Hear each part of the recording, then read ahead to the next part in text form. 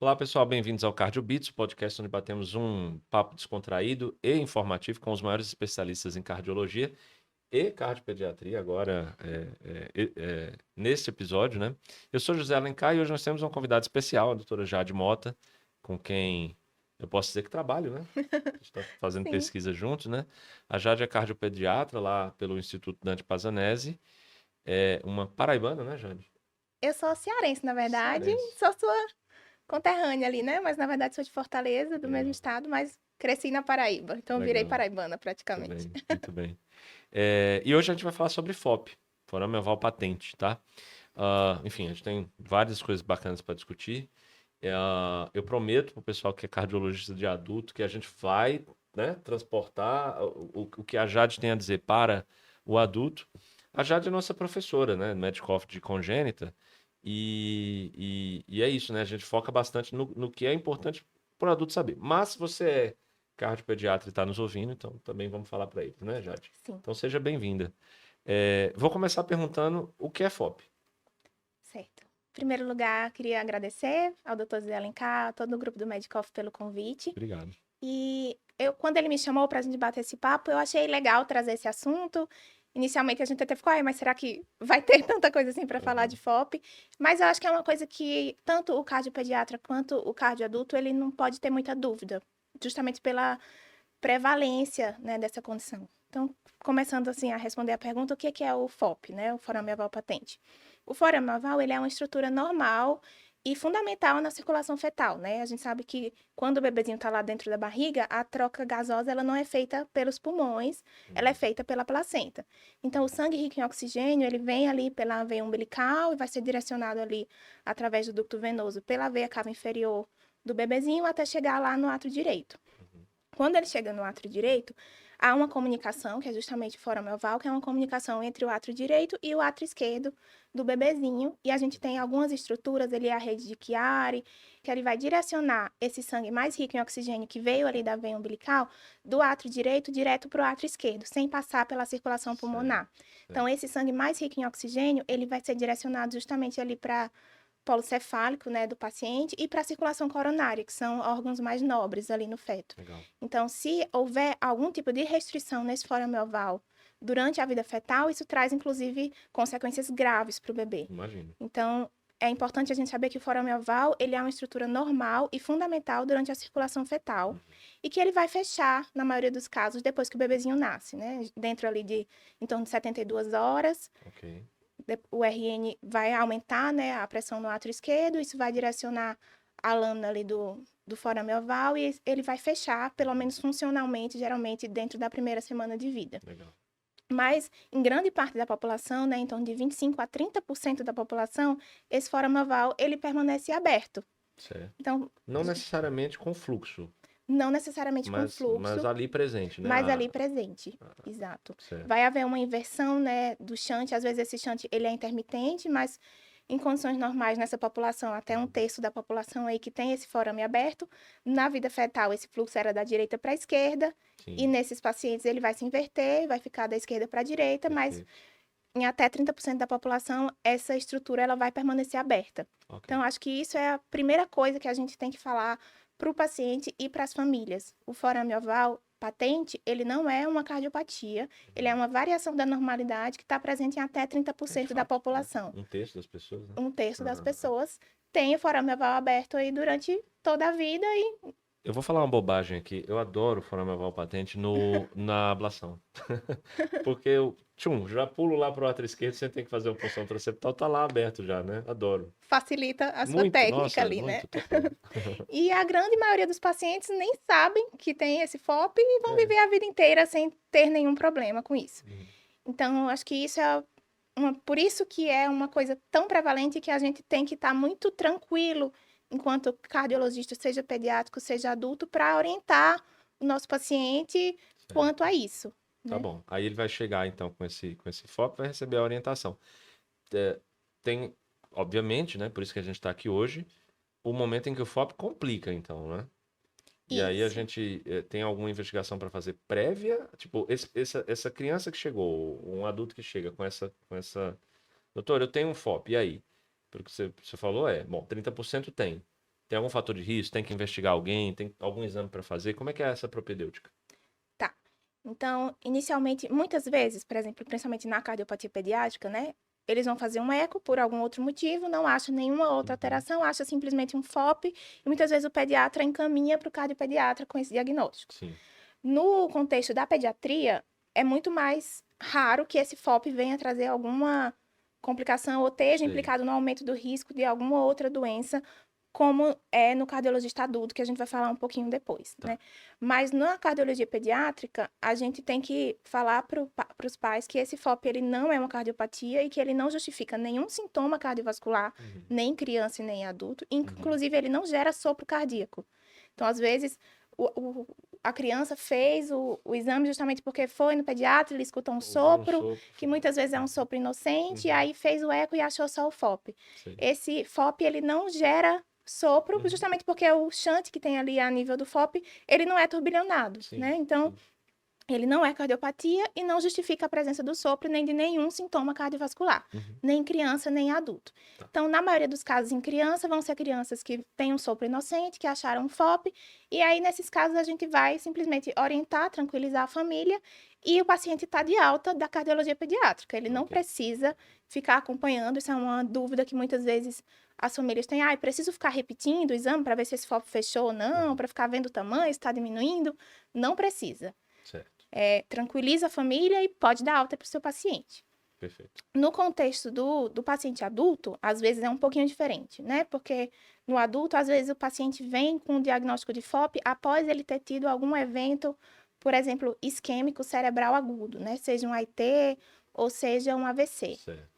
E aí a grande dúvida que o neurologista vai levar para você como cardiologista é: eu tenho que fechar esse FOP? Esse FOP é o culpado desse evento cardiovascular ou desse evento cerebral isquêmico agudo? Ou não, não tem nada a ver. Então, acho que isso é o que um cardiologista adulto mais precisa Certo. estar E aí, a como é que par. faz, então? Aí. Então, o que a gente faz, geralmente, né? Tem um estudo que foi divulgado em 2013, eu acho que foi publicado em 2013, que ele trouxe um score, que chama HOPE Score, que é a siglazinha de risco de embolia paradoxal, Ok. e ele é feito especificamente para pacientes que têm FOP, que já conhecidamente têm FOP, e que já tiveram um evento cerebral agudo, seja um AIT ou seja um AVC, tá? Então, primeiro isso, não é para ser aplicado simplesmente em pacientes só com FOP Só porque tem. ou só com AVC. É paciente que já Certo. teve um evento cerebral isquêmico agudo e que a gente conhecidamente já sabe que ele tem um FOP. Ok. Então, eu vou pesquisar ali qual que é o risco desse evento ter sido ocasionado pelo FOP, né? Então, ele vai, principalmente, procurar as características, né, do paciente em termos de outros fatores de risco para que ele tenha esse evento isquêmico cerebral e da idade do paciente. Seria o que esses fatores de risco outros? Esse score, ele pontua de 0 a 10 pontos e ele vai avaliar, principalmente, ele avalia a história de hipertensão. Se o paciente tem história de hipertensão, ele não pontua no Ok. HOPE Score, porque é mais Ok. chance dele ter algum outro fator de risco que levou Sim. ao AVC do que a culpa ser do Certo. FOP. Então, ele Claro. Faz avalia sentido. presença de hipertensão, presença de diabetes, se o paciente é tabagista ou não. Certo. Ele pesquisa também se é uma imagem cortical ou não, na toma ou na ressonância, que se for cortical, ele pontua a favor de ser o FOP ser o culpado. Se for algum outro tipo de imagem, ele não pontua. Ok. E ele vai dividir o paciente de acordo com a idade, né? Em faixas etárias. Se for um paciente muito jovem, ele pontua até 5 pontos. Se for um paciente menor de 30 anos, por exemplo. E aí ele vai dividindo em 5 faixas etárias. Então, quanto mais velho for o paciente, menor a pontuação, porque menor a chance de aquele AVC ter sido causado pelo Maior a FOP. chance de ter sido causado por outras causas, né? De AVC, Isso. porque já tem mais idade, já é mais doente muitas vezes, né? Tem mais Isso. comorbidades. Então, você vai pesquisar muito mais as causas clássicas ali de AVC, né? Um Claro, paciente que entendi. tem FA, que, enfim, é coronariopata, tem vários outros fatores de risco. Sim, sim. Então, o FOP, ele tem o seu papel principal ali no paciente que tem um AVC ou um AIT, que a gente chama de criptogênico, né? Já foram pesquisados esses outros fatores de risco que são muito mais importantes, foram descartados, eu não achei. Legal. É um paciente jovem, Então, eu vou pensar, será que é um paciente que tem, por exemplo, uma trombofilia, que não era diagnosticado antes? Ou será que é um paciente que tem um shunt direita-esquerda, por exemplo, intracardíaco por um FOP, e que isso que causou uma embolia paradoxal e Sim. levou a esse evento? Já, deixa eu aproveitar que você falou nisso, pular um assunto aqui, mas é só um parênteses para você explicar pra gente. Como é que o shunt é direita e esquerda, se ele não tem Eisenmenger? Sim. Como eu falei, né? Na vida intrauterina, o normal é que o shunt seja direita e esquerda. Quando o Aham, paciente nasce, eu aumentei ali a pressão no átrio esquerdo e esse shunt se inverte. sim. Mas tem alguns pacientes que têm alguns fatores de risco para que não necessariamente esse shunt vai ser direita e esquerda o tempo inteiro. Em que, em alguns momentos, esse shunt possa se inverter. Uma coisa que a gente olha também nesses pacientes lembra que eu falei lá da válvula de Eustáquio, né? Que é Sim. uma estrutura ali do embrião que ele direciona o fluxo da direita para a esquerda Certo. nos pacientes Sim. intraútero. Ficar ali próximo da veia cava inferior, né? Isso. O Uhum. normal é que essa estrutura ela vá sofrendo É, uma involução. sim. Tem alguns pacientes que permanecem com essa Eu estrutura. sei bem disso. Então, muitas vezes, até o cardiologista que não tem muito, não está muito familiarizado com isso, pode ver um Aham, conteúdo ali dentro do átrio aham, direito e não saber muito bem o que que é aham. isso. Vou te falar, eu sei bem disso porque eu vi isso na minha esposa. Então, Fiquei desesperado. esses pacientes que têm uma rede de Chiari ou a Uhum, válvula de Eustáquio patente, né, vamos dizer assim, proeminente uhum. ainda na vida adulta, isso é um fator de risco para que haja uma inversão do fluxo Certo, ali a nível entendi. atrial do FOP, porque justamente Porque tem aquela estrutura que anatomicamente está está empurrando o sangue. direcionando para Entendi, aquela entendi. região, Legal, muito legal. mesmo que não haja uma doença, sei lá, obstrutiva do Bacana, lado direito, que bacana. esteja aumentando a pressão para que haja inversão do shunt, Uhum. mas em pacientes que têm ainda essa válvula de Eustáquio aí, que não se hipodesenvolveu tanto quanto a gente Sim. esperaria, isso é um fator de risco para haver inversão do Massa, massa, shunt. massa. Quem tá ouvindo a gente entendeu o que eu perguntei, né? Porque se essa pessoa não tem Eisenmenger, o shunt era para ser esquerda, direita, porque a pressão na esquerda é maior. Mas foi o que a Jade explicou aqui. Então tem estruturas anatômicas que apontam, né? Legal. Aí eu tinha te interrompido no parênteses, porque você ia falar assim, tá, aí esse paciente agora já está mais apontando para a possibilidade de FOP por causa do Hope Score, não é isso? E Isso. aí? Então, eu faço lá. O Hope Score, ele nunca vai dar 100%. Ele nunca vai culpar o FOP Uhum, 100% das vezes, porque mesmo que seja um paciente, vamos dizer, jovem, que não tem uhum, outros fatores de risco cardiovasculares e que teve um AVC criptogênico e tem um FOP, por exemplo, esse mesmo paciente pode ter uma trombofilia, por exemplo, claro. que levou a esse risco do evento. Mas Sim. ele dá uma chance alta. Por exemplo, um paciente de 25 anos teve um evento isquêmico agudo cerebral e não achei os fatores de risco, ele dá uma chance até de 85% desse evento ter sido relacionado ao FOP. Uhum, Então, isso é o que direciona a gente para a nossa conduta, tá. né? Porque às vezes pode chegar um paciente idoso com vários outros fatores de risco, e aí a gente. O inverso é verdadeiro. Ele pode dar 0% de chance do FOP ser ocupado. Hum, Então, se ele não pontuou nada, não tem por que eu expor meu paciente a um procedimento para fechar o FOP, entendi. se esse FOP não é o culpado por esse evento isquêmico que ele apresentou. Eu Certo. vou tratar os outros fatores de risco, enfim. Então é isso que você faria. Chegou um adulto, então, que vai ser, que chega para o cardiologista adulto, né? Você Isso. vai chegar para o cardiologista de adulto Uhum. falando, doutor, ó, eu tive aqui esse AVC-AIT, já investiguei tudo e a investigação deu apenas esse FOP aqui, e o cardiologista vai ter que então fazer o Hope Score. Isso. Ele vai fazer o Hope Ok. Score, vai Aí ver qual que é a chance desse FOP ser ocupado por esse evento, e se for um risco considerável, ele vai indicar o a fechamento intervenção, do né? FOP, né? A Aham, que é intervenção. percutânea. Isso. Existe a intervenção cirúrgica, mas hoje em dia a gente não vai expor o paciente a isso se a gente tem já super disponível esse fechamento percutâneo, Sim, né? tem. Também pode acontecer o inverso, né? O paciente adulto chegar antes de ter esse evento isquêmico, né? Chegar como muitas vezes chegam as crianças, né? Ele fez um eco por algum outro motivo e Hum, encontraram um FOP. E aí o cardiologista adulto ele vai direcionar a anamnese dele para eventos isquêmicos cerebrais e não certo, para sintomas cardiovasculares. certo. Então, lembrando que o FOP não vai justificar o paciente ter dispneia nem nada Uhum. disso. Então, eu tenho um paciente com FOP na sua frente e você vai perguntar para ele: você teve algum evento isquêmico cerebral prévio? Porque pode ser um paciente que teve só um AIT Sim, e não tem nenhuma sequela. Então, você sim, sim. pergunta: você já teve algum AIT? E pro assintomático, ele responde não para tudo. Não para E tudo. aí? vida que segue. Vida que Também não vai ficar da alta do paciente Não há para nenhum cardiologia. gap no conhecimento aí. Realmente é isso. Os estudos mostram que não tem benefício. Isso, é que... como é que a gente pode falar isso? Somente. Já é muito bem estabelecido na literatura que os pacientes que têm AVC criptogênico, se eu for procurar nos fatores de risco, a prevalência de FOP nessa população é muito maior. Sim.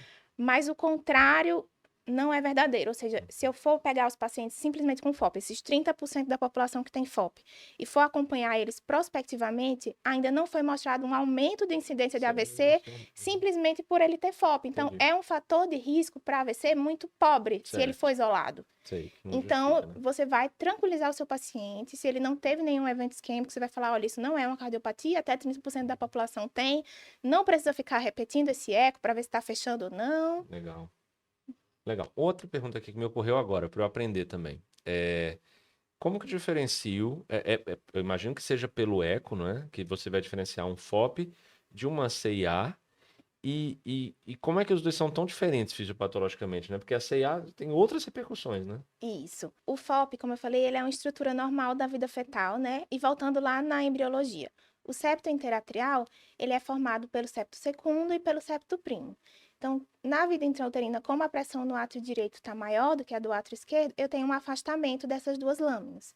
Quando a pressão no átrio esquerdo aumenta, depois que o paciente nasce, ele direciona o septo primo em direção ao septo secundo. Então, eles vão juntar um no outro e essa comunicação ali vai se fechar. Ok. Mesmo nos pacientes em que isso permanece patente, né, permanece aberto, eu não tenho, como na CIA, um defeito propriamente dito do septo interatrial. Ele está todo bem formado, eu não tenho Entendi. um buraco, vamos dizer assim. Eu Entendi. tenho simplesmente um afastamento das lâminas.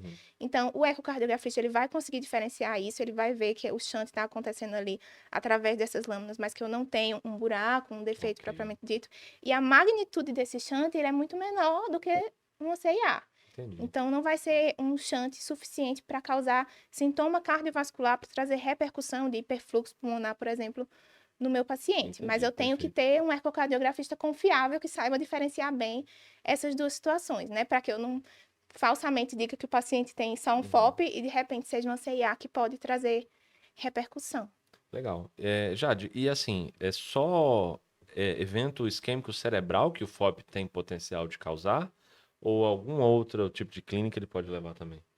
Então, o principal, que está mais bem documentado e que a gente tem realmente indicação nos estudos que mostram benefício, é na prevenção secundária de evento Sim. isquêmico cerebral. Mas existem outras condições em que a gente já sabe que essa população tem uma incidência maior de FOP. Por exemplo, pacientes com enxaqueca, né, a migrânia, principalmente enxaqueca com aura.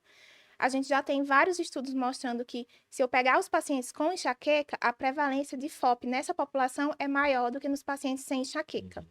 Porém, o que é que a gente achava, então, né? Se eu tenho um paciente com enxaqueca, o FOP é um fator de risco para enxaqueca. Eu estou tratando o paciente, não está melhorando? Será que se eu fechar o FOP, eu melhoro a enxaqueca do paciente? E foi justamente isso que eles foram procurar, né? E a gente achava que sim, que ia dar um resultado positivo e que a gente ia ter agora essa nova indicação do fechamento do FOP, né? Um paciente com enxaqueca que não está melhorando com tratamento medicamentoso.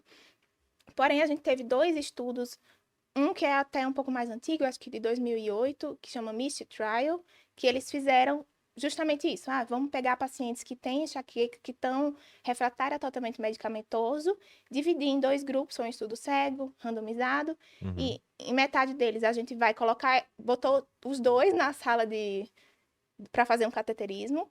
Em um grupo, eles fizeram só uma incisão ali na região inguinal para fingir que tinha feito o procedimento, mas não foi fechado o FOP. E no outro grupo, eles fizeram realmente o cateterismo e fizeram o fechamento percutâneo do FOP. E aí, depois, eles acompanharam esses pacientes e viram se houve diferença de melhora de sintomas entre esses 2 grupos. E a gente achou que não houve diferença. Tem outro estudo também, que chama, acho que Premium Trial, que foi mais recente, de 2017, que foi mais ou menos esse mesmo desenho de estudo e que também não viu benefício em melhora de sintoma dos pacientes com enxaqueca. Então, acho que isso é uma coisa que talvez precise ser melhor estudada ainda. Talvez no futuro a gente faça um outro podcast, eu diga, saiu um estudo que mostrou benefício e agora os pacientes podem pacientes que não estão melhorando com tratamento Teria convencional, uma alternativa, né? teriam alternativa com o fechamento do FOP. Certo. Mas, por enquanto, a literatura ainda não embasa isso. O que a gente sabe é que paciente com enxaqueca tem mais FOP. Mas a gente fechando o FOP, a gente não Sim. viu melhora na Até sintomatologia. se é uma relação causal, né, também, porque ter, né, eu entendo o que você está falando, tá? Sim. Você teve algum caso de criança, dado que você é cardiopediatra, né, com alguma clínica cerebrovascular isquêmica, ou seja, AVC, AIT, e talvez tenha sido por FOP?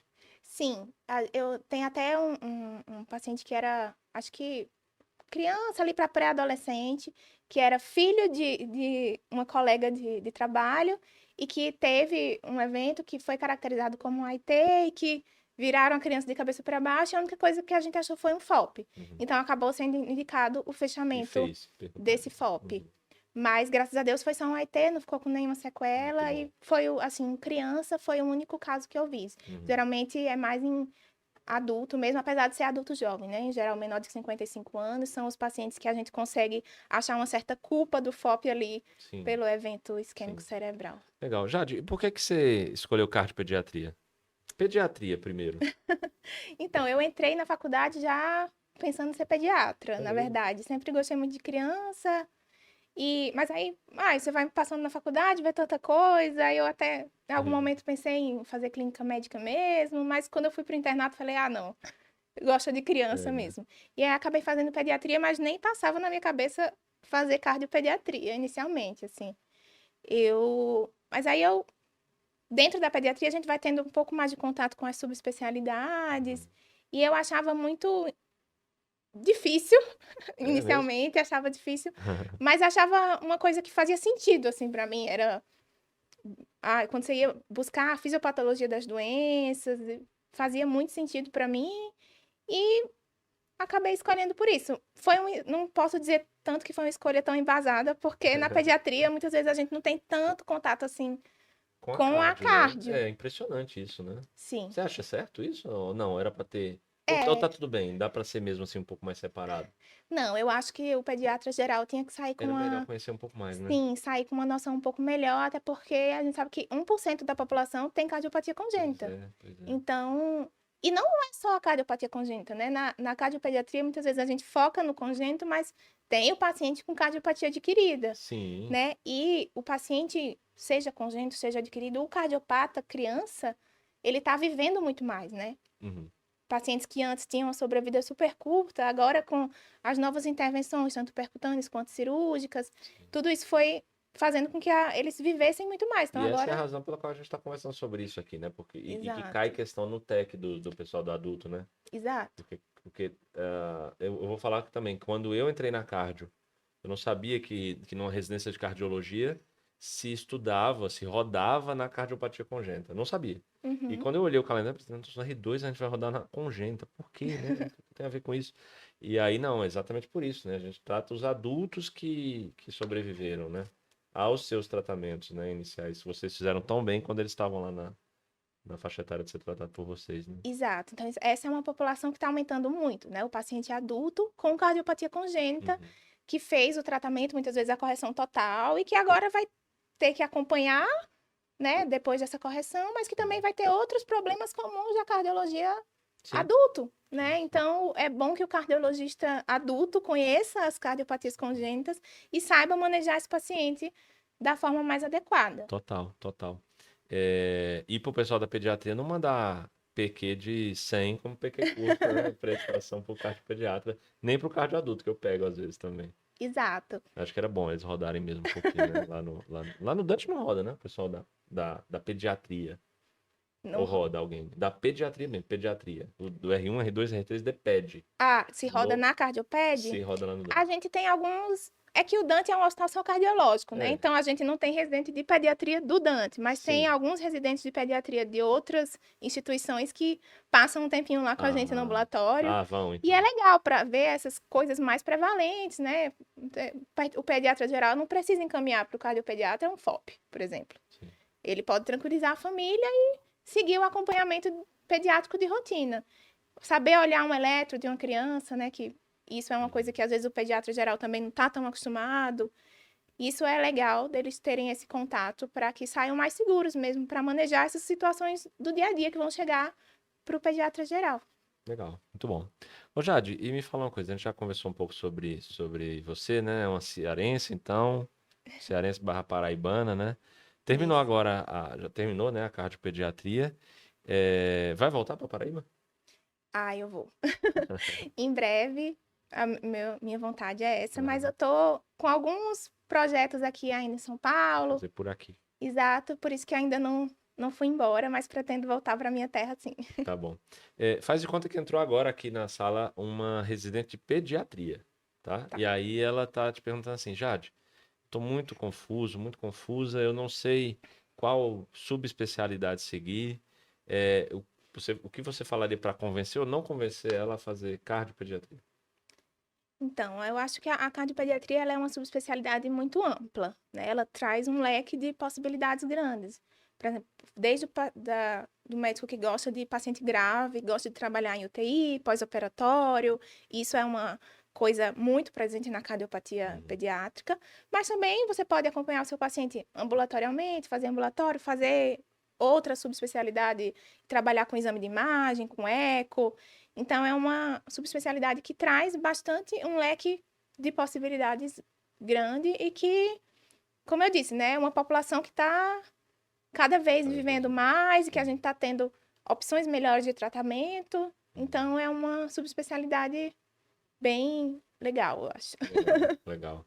É, Agora um pouco mais assim a gente ter perguntado também, se tem algum livro para sugerir para quem está nos ouvindo? Pode ser ficção, pode ser assim, desde de Star Wars a Harry Potter, algum livro, algum filme que você leu ou assistiu recentemente que você queria recomendar para quem está nos assistindo ou nos ouvindo?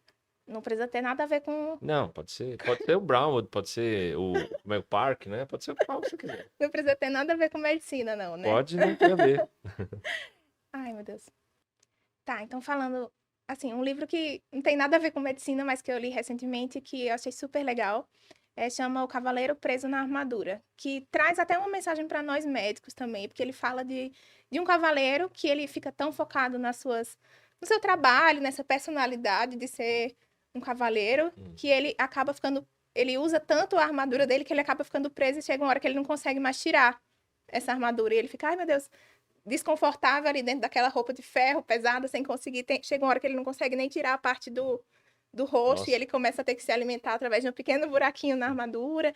E aí ele, ai, como é que eu faço agora para conseguir sair da armadura, né? Que isso começa a atrapalhar a vida dele com a família e tudo. E aí ele tem algumas jornadas ali de autoconhecimento, em que ele tem alguns encontros em que ele tem que primeiro passar por um castelo da solidão, um castelo do silêncio, que ele fica sozinho ali, que ele tem que olhar para si, e cada vez que ele vai tendo esses encontros e aprendendo mais sobre ele vai conseguindo tirar uma parte da armadura, Ah, que até legal. que no final ele consegue se livrar. E eu acho que isso traz uma mensagem até pra gente, que às vezes a gente se veste tanto com essa Uhum. roupa, esse personagem mesmo de profissional, de médico, às vezes a medicina toma tanto da gente, né, tanto tempo. Não que a Sim. gente não tenha que se dedicar a isso, mas lembrar que a gente, antes de tudo, é uma pessoa que tem outros interesses, tem outras pessoas que precisam de nós, não só como médicos, mas como ser humano também. E acho que é uma leitura rápida, pequena e super legal. Legal. Indico. Parece que traz muitos insights, né? Também pelo que você falou. Tá? Só Sim, pelo que você falou, eu acho que eu já sim. gostei dessa, É uma dessa história. linguagem simples, dá para Aham, adolescente até idoso. É um livro legal. legal. Muito bem, Jade. Então, olha, muito obrigado. Acho que você tem mais alguma coisa para falar sobre FOP? Não, acho que a gente abordou bem. Tem outras coisas também para a gente falar. Uma população específica, por exemplo, que são os mergulhadores Ah, profissionais. então vamos falar deles. Que é uma população que a gente tem que pensar um pouco diferente, né? Porque na população em geral a gente não vai ficar procurando se você tem FOP ou não. Hum. Mas se você quer ser um mergulhador profissional, não é um mergulhador que vai ali em Fernando Noronha e vai fazer um mergulho rapidinho, porque é, o mergulhador ocasional, né, vamos dizer assim, ele passa muito menos tempo durante o mergulho, são mergulhos com uma profundidade menor. Certo. Então, o risco de trazer algum evento é muito pequeno. Mas se você quer ser um mergulhador profissional, a gente tem indicação de fazer um eco para procurar ativamente o FOP, Olha porque só. essa é uma condição que aumenta o risco de uma doença chamada doença de descompressão, né, que é uma Tá. doença que pode acontecer nesses mergulhadores profissionais, porque o que que acontece? Quando eles descem em uma profundidade muito grande, tem um aumento ali da pressão, né? E aí gases que geralmente não são tão dissolvidos na circulação, eles começam a dissolver, gases que a gente chama inertes, né? Principalmente o nitrogênio. Então, quando eles voltam, né? Quando eles voltam para a superfície, esses gases que estavam ali momentaneamente dissolvidos por conta daquela condição de pressão maior, eles vão formando bolhas à medida que o paciente vai voltando para a pressão atmosférica normal. Então, essas bolhas, elas podem ter consequências tanto locais, pode ser que aquelas bolhas fiquem concentradas em um determinado tecido e causar sintomas locais, ou pode haver embolia gasosa mesmo, e se o paciente tiver um FOP, ele tem o risco de ter uma embolia paradoxal ali através do FOP, e ter, por exemplo, um evento isquêmico cerebral, um risco maior dessa doença de descompressão do que numa população que não tivesse FOP. Então, essa é uma população específica em que vale a pena, assim, a gente procurar o FOP, e mesmo que ele não tenha tido nenhum sintoma, a gente fazer um fechamento para prevenção primária ali desses eventos. Ah, isso que eu ia perguntar. Então, faz a prevenção primária caso encontre, né? Não é que contraindicará a atividade dele. Não contraindica, mas a gente conversa, né, expõe esse risco e fala que teria indicação de fechar para diminuir o risco aí da doença de descompressão. Legal, muito bom, Jade. Muito obrigado. Eu aprendi muito nesse episódio. Mais um episódio que eu aprendo bastante. Eu gostei muito de conversar com você. Muito obrigado por ter vindo. Essa didática que você apresentou aqui é a mesma didática que você apresenta lá nas nossas aulas, com certeza. Então, pessoal, se vocês gostaram desse episódio, não esqueçam de seguir a gente nas redes sociais. Eu sou José N. Alencar, Jade Mota com 2 T's. @Jade Mota, Isso, com 2 T's. Jade Mota com 2 T's. Boa. Segue esse canal, né? Esteja você na plataforma que tiver, siga e fique atento aos próximos episódios, tá bom, pessoal? Muito obrigado e até a próxima. Obrigada.